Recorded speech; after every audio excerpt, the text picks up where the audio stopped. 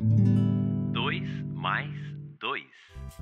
Prefeitura de Belo Horizonte e Instituto Hahaha apresentam 2 mais 2, o quadro do podcast 8 e 80.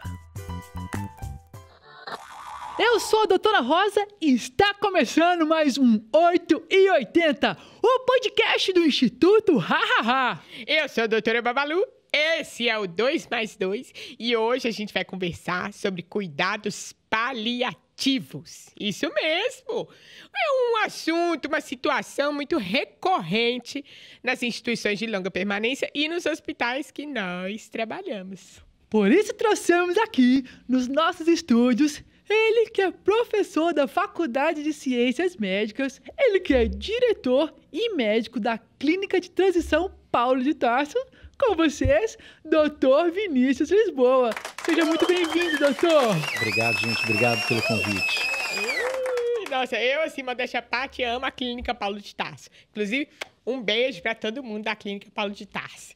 Gente, vocês que estão ouvindo a gente, vocês conhecem alguém ou já passaram por um período de cuidados paliativos? Doutor, afinal de contas, o que é cuidados paliativos? Eu gosto muito de uma definição que a gente junta vários pontinhos, mas para deixar a coisa mais clara, né? Primeiro que a gente confunde muito cuidado paliativo com terminalidade. É a hora que a pessoa está morrendo, cuidado no fim de vida. Não é.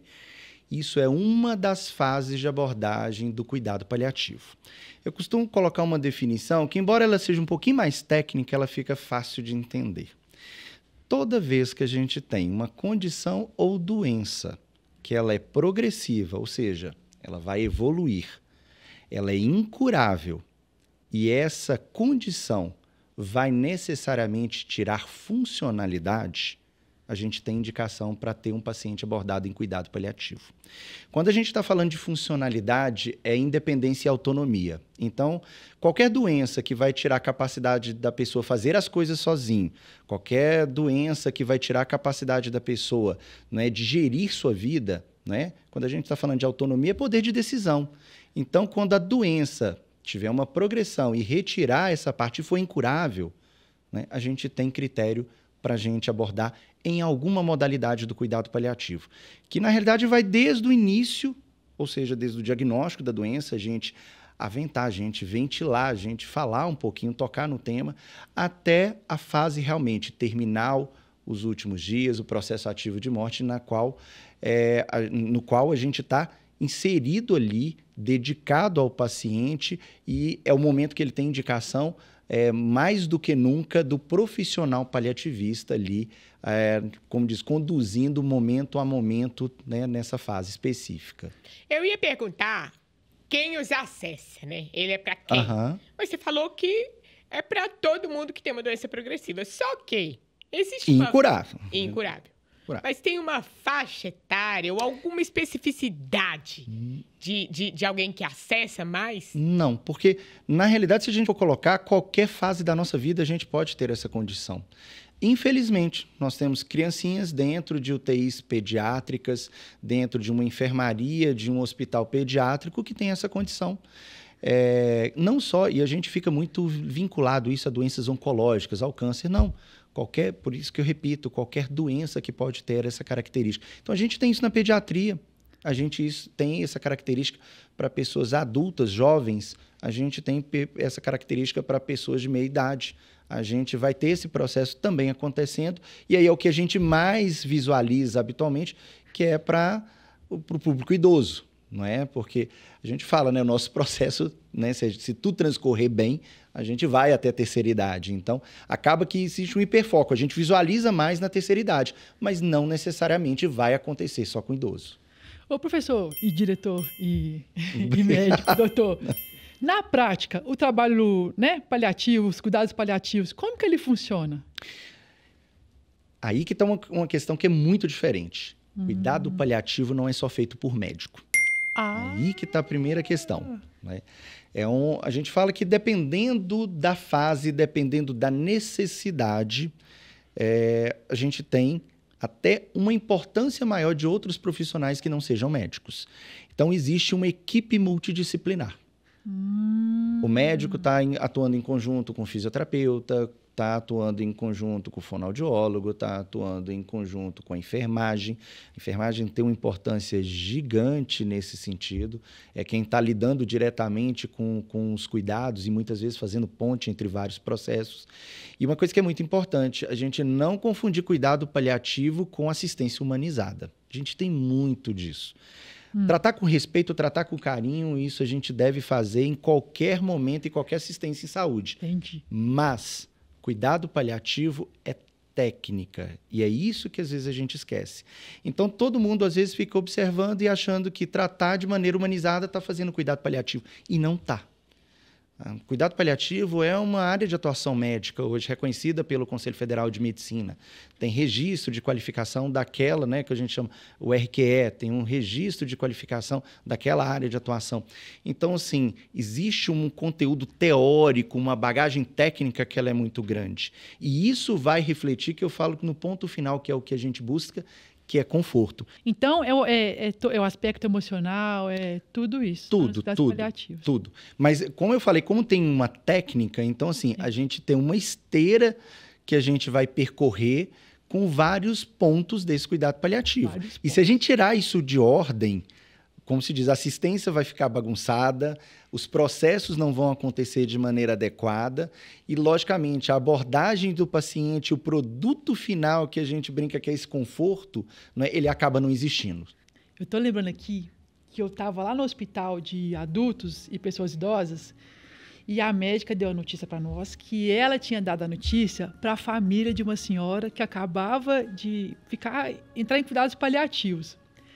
E falou pra gente ir lá. E aí a gente foi e tinha 2 filhos com a senhora. Um chorava, e o outro já olhou pra gente assim, né, e deu um sorriso. E aí, na conversa mole lá, resolvemos cantar uma música pra ela. Aí nós tocamos. Aí o que tava chorando, chorou mais ainda, e o outro cantou junto, a senhora gostou também. Eu tô arrupiada. Doutor Vinícius, eu queria te perguntar qual a importância de respeitar a individualidade de cada paciente em cuidado paliativo. Ela é total, né? O cuidado paliativo ele é individualizado. Mas antes, posso puxar um ganchinho dessa questão da individualização? Porque a gente precisa conseguir ter acesso a isso. O gancho é todo seu. E é uma das coisas mais difíceis que a gente tem. Por quê? A gente falou muito da questão de humanizar, que a gente confunde com cuidado paliativo, né? Que cuidado paliativo tem técnica, né? Então, vamos colocar. O paciente, ele chega, ele tem aquele conceito inicial que a gente falou, da doença incurável, a progressão, retirando funcionalidade, a independência e a autonomia, né?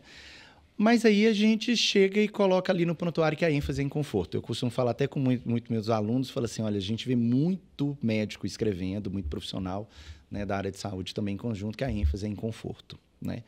E aí eu costumo fazer uma brincadeira com eles durante a corrida de leito, né? Depois que a gente se reúne para discutir o caso, né?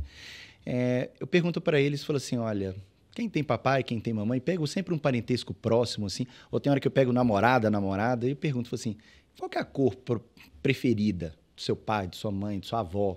Qual que é a comida preferida? Eles começam a pensar. Tem hora que, assim, o namorado tem hora que sabe mais do que o pai que a mãe, né? Mas aí eles não começam a entender por que a gente está perguntando isso. E depois eu falo assim, mas o que é conforto? O que é conforto, na realidade, essa sensação mais plena de bem-estar? E deixo aberto para cada um.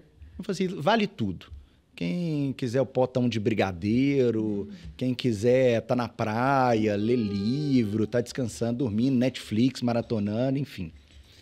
O que eu mostro para eles, na realidade? O quanto que a gente desconhece muitas vezes quem está do nosso lado. E aí tem um outro ponto, né? Quando a gente, né, em termos das preferências, e vocês perceberam quanto que conforto é individual?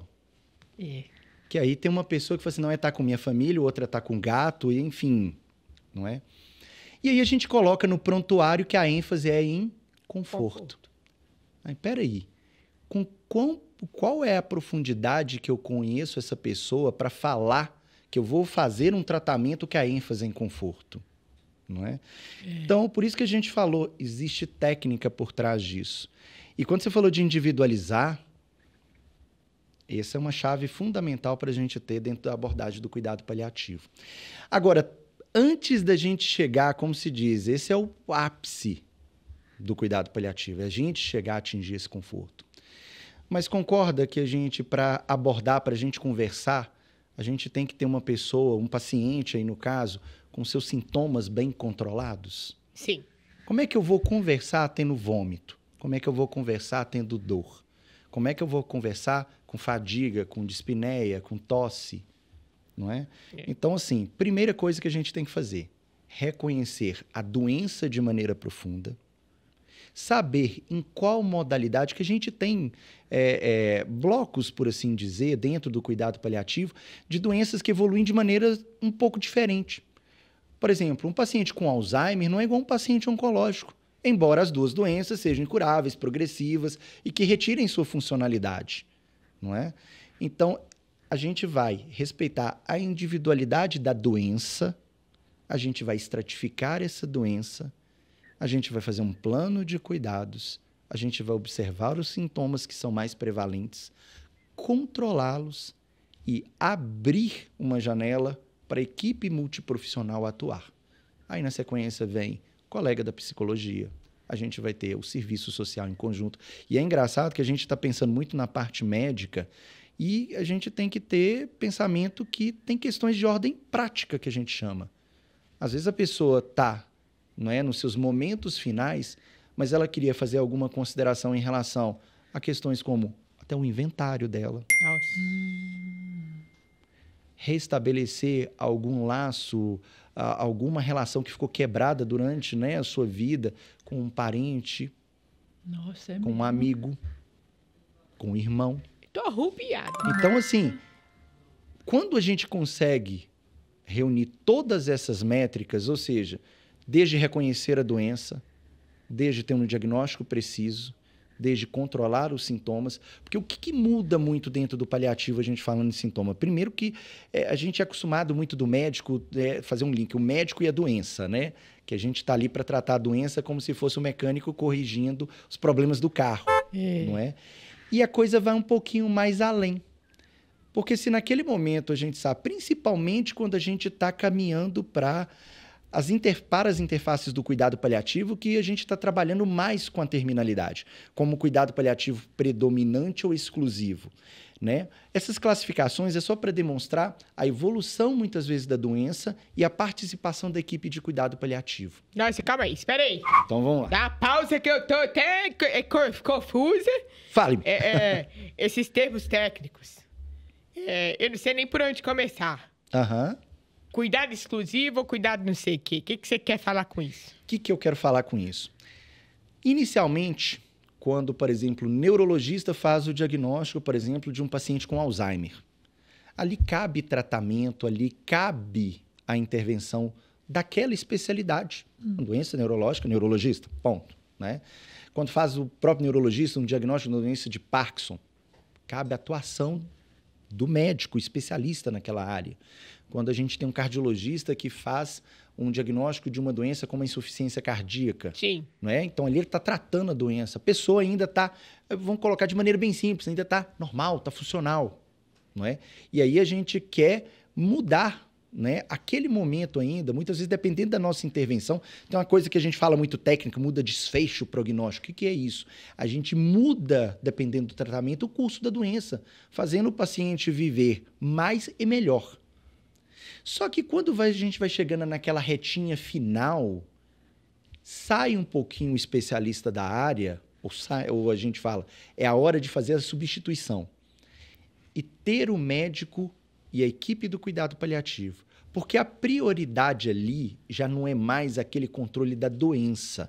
A gente não está preocupado mais com aquele númerozinho que muda no exame do paciente. Às vezes o númerozinho mudou, mas o paciente ainda está sentindo dor. Às vezes o númerozinho mudou, o exame demonstrou uma melhora, mas aquilo não refletiu no sintoma. Entendi tudo. Também entendi. Então, naquele finalzinho, o que é? A gente vai colocar uma equipe que está preocupada mais no sintoma do que na doença, não é? Então, assim, a doença já está lá, ela já está no seu processo de evolução, não é? Então, está na hora da gente garantir, não é, esse controle bom de sintomas que vai fazer com que a gente consiga percorrer toda essa trilha e chegar no que a gente falou anteriormente, que é esse conforto. Nossa, tô arrepiada. E para falar também de garantias de saúde, vou chamar o quadro Você Sabia? Com ele, Dr. Altamiro, o porta-voz do Estatuto da Pessoa Idosa. Fala, doutor! Você sabia que para a manutenção e prevenção da saúde é assegurado atendimento com pessoal especializado nas áreas de geriatria e gerontologia social? E também o atendimento domiciliar para a população que necessite ou para as acolhidas por instituições? Está lá, no Estatuto da Pessoa Idosa. O Altamiro tava um boneco hoje, hein? Nossa senhora. Babalu, tá no ar! Não, voltando aqui a falar de boneco, ó, atendimento, né? Quero fazer uma pergunta pro doutor Vinícius aqui, bem séria. Como que os familiares e os cuidadores, eles podem se preparar para essa fase mais crítica dos cuidados paliativos? Quando eu falo a fase mais crítica, é essa fase que o senhor falou aí que a gente deixa de tratar a doença em si e traz os cuidadores paliativos. Falei direito? Vão corrigir um pouquinho, porque aí fica parecendo que a gente não está tratando o paciente. Não. É uma maneira diferente de tratar. É um foco diferente, né? A gente estava com foco antes na doença, agora a gente está com mais foco nos sintomas. Tá. Não é? Uma coisa importante que a gente não tocou, a gente falou muito nessa trilha que a gente percorre do cuidado paliativo, mas essa trilha ela não é traçada só para o paciente, ela é traçada para a família também. E, inclusive, o cuidado paliativo, quando ele é feito de maneira correta, quando a gente tem um serviço que é estruturado, ele está junto nos cuidados, inclusive pós o óbito do paciente. No momento em que o paciente não está mais conosco, a gente coloca o foco naqueles primeiros momentos que a gente tem da família para essa reestruturação, né? O que a gente fala é como se fosse um relógio, uma máquina que tem várias engrenagens que são as pessoas que compõem aquela família, né? A partir do momento que alguma coisa, a gente fala tudo na nossa vida que saiu daquela harmonia, ela ganha um foco de atenção, né? Se tem alguém dentro da nossa família internado, quer dizer, ele antes estava ali no dia a dia almoçando com a gente, agora não, está no hospital. Se tem alguém no hospital, a gente tem que ter a logística de quem que vai dormir, quem que vai estar junto, quem que vai receber o boletim médico. Então, isso altera a composição da estrutura que a gente tem de organização do nosso dia a dia. A partir daí, né, que a gente fala, houve um hiperfoco e depois a gente tirou aquela pecinha. Mas, como se diz, aquele reloginho que a gente falou, aquela máquina, ela precisa continuar funcionando. A gente precisa continuar a viver, a gente precisa continuar a trabalhar. E outra coisa, né? A gente fala, foi-se um ente querido, foi-se um amor, mas existem outros amores que ficam também, né? E a gente também precisa cuidar e voltar, né, ao nosso cotidiano normal. E pensando lá no início, assim, Aham. quando vocês falam, no momento do diagnóstico para um paciente, para uma família, falam que esse paciente ele vai ter que entrar em cuidado paliativo. Vocês enfrentam algum receio ou algum preconceito em relação aos cuidados paliativos? Quando ele é exposto de maneira adequada, a gente fala, nunca vamos falar que nunca, mas é muito difícil da gente ter rejeição. Porque vai se inserir dentro de uma lógica que a gente está falando. Aqui a gente está expondo teoricamente, mas quando existe a vivência, gente, quando tem tanto da família quanto do paciente, esse é um processo que ele acaba sendo construído. É uma percepção que ela vai sendo montada com o passar do tempo. O que não pode ser feito é excluir a família, excluir o contexto social desse paciente e a gente abordar somente a pessoa doente, não é? Ela não está isolada. Então, quando a gente aborda todas essas interfaces, a compreensão de todos da doença, do que vai ser enfrentado, como vai ser enfrentado, o momento de cada coisa, né? Como diz, é uma orquestra, então tem a entrada de cada profissional, tem a entrada de cada atuação do ponto de vista terapêutico. Existem terapias que vão ser absolutamente adequadas e corretas dentro de uma fase inicial, até mesmo falando-se de cuidado paliativo, mas à medida que essa funcionalidade ela for perdida de uma pessoa que antes tinha autonomia, estava independente, controlava a sua vida sozinho, e às vezes no momento final ela está acamada, essa modificação de quadro vai trazer necessidades que são diferentes de profissionais de abordagem. Então, tudo muda. Então, uma questão que era correta lá atrás, não necessariamente seja adequada para aqui. Entendeu? Por isso que o contexto a gente fala que ele é muito amplo. Ele não é um contexto só de saúde. A gente está falando de saúde, a gente está falando da parte psíquica, a gente está falando de bem-estar, a gente está falando de parte social, a gente está falando de parte legal. De bobologia também, porque lá na clínica... Eu atendo a Clínica Paulo de Tarso e eu também estou inserida aí na equipe de cuidados paliativos. Faz parte do corpo clínico. Doutor Vinícius, você tá para fazer um fato ou fake? Topo. Os alunos que vão adorar, né? Eu sempre que pergunto pro aluno, hoje é o contrário aqui, né? Tá vendo? Hoje é desforra. Hoje é desforra. O que é desforra? Deixa pra lá. Vamos lá, pessoal! Começando aqui um fato fake. Doutor, na fase dos cuidados paliativos, a comida favorita tá liberada? Depende. Esse não vai nem ser fato, nem ser fake. Então, assim, depende. A gente avalia, não é só a questão da vontade, é o que aquilo ali também transmite de valor. Quando a gente come, não é só uma comida que a gente está comendo, apesar do... é o paladar que mais me agrada, não é só isso. Aquilo traz recordação, traz memória, então, assim, por isso que a gente está falando o que aquilo traz de valor. Lógico, é fato para aquele paciente que pode e a gente vai garantir uma condição de segurança. Mas é fake que se a gente falar que vai liberar em qualquer condição. Se o paciente não tem condição de engolir, né, gente? Já pode colocar em risco também, né? E tem meio de... A gente fala, tem alguns caminhos que vão ficar na lacuna do meio, que a gente vai adaptar essa vontade vista, né, desse valor de tudo isso que a gente falou que pode trazer com o alimento. Morfina é a última ficha para quem tá sentindo dor? Fato ou fake? In any way, de jeito nenhum. De jeito nenhum. A gente tem medicações hoje com uma tecnologia muito mais avançada do que só a morfina. A morfina, na realidade, ela é muito útil para nós médicos iniciarmos um processo de analgesia de um paciente, pela facilidade que a gente tem de ajuste, de cálculo, né? Mas ela traz outros inconvenientes também, enquanto efeito colateral. Ela é uma medicação que ela dura muito pouquinho no nosso organismo, então, assim, a gente precisa de sucessivas aplicações ao longo do dia. Agora, uma vez estabilizado, por exemplo, hoje a gente tem a apresentação de medicações que a gente fala de transdérmicas, ou seja, adesivos que vão liberar analgésico de maneira mais estável, sem tantas oscilações ao longo do dia, não é? Então, assim, tecnologia mais avançada que a gente tem para o conforto mesmo do paciente. Você falou sobre doença terminal. Chamar doença terminal de doença terminal é certo ou errado? Como é que é? A doença não é terminal, é o estágio da doença que é terminal, né? Então, assim, imagina, a gente acabou de fazer um diagnóstico de Alzheimer e falou assim, a doença terminal. Não é isso. É o estágio da doença que é terminal. Para nós, médicos e profissionais que estamos lidando com isso, a gente tem escalas, classificações que a gente coloca fases, né? Para falar quando que aquela fase é terminal. Se cabe naquela doença a gente falar de terminalidade daquela doença, que não é toda doença que a gente vai classificar dessa forma. Agora, terminalidade tem suas particularidades. Não é? Por isso que a gente falou que cuidado paliativo tem fases. Então, a gente não chama de doença terminal, ou chama de doença terminal? Habitualmente, nós médicos não, entendeu? Quem é da área não vai ter essa nomenclatura, né? A gente tem outras que são mais específicas para isso, não é? Porque não é a doença que é terminal, falando mais uma vez. É o estágio da doença que é um estágio de terminalidade. Entenderam? Até porque, como uma doença pode ser terminal, se a gente não consegue nem terminar o que a gente começa. Exato. Vinícius, você tem medo da morte?